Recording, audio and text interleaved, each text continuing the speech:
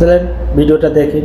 আপনি তাহলে এটাও মানতে চান না শহীদ রাষ্ট্রপতি জিয়াউর রহমান স্বাধীনতার ঘোষক? কারণ আপনি তো এখানে ঢুকাইছেন একটা মিথ্যা কথা, একটা মিথ্যা সংকলন। শেখ মুজিবুর রহমান ঢুকাইছে। শেখ মুজিবুর রহমানের মতো স্বৈরাচার, ডিক্টেটর, যে নিজেকে ঈশ্বর ভাবত, I feel as a Muslim, I feel proud for it. আপনাকে পরিষ্কার করতে হবে, যদি 71 সালের 25 তারিখ 25শে মার্চ পাকিস্তান একটা দেশ, সেই দেশের জনসাধারণের উপরে ইয়াহিয়া খান কি চালালেন? একটা ব্রুটাল আক্রমণ চালালেন, তার বিরুদ্ধে স্বাধীনতা ঘোষণা করলেন কে? শহীদ রাষ্ট্রপতি জিয়াউর রহমান।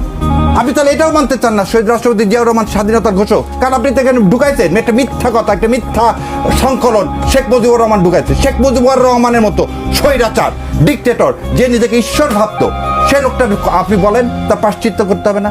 ও সন্তোষ তাহলে তীর্থভূমি না? স্বৈরতন্ত্রের তীর্থ হচ্ছে 32 হচ্ছে মনস্টার, ওটা 71।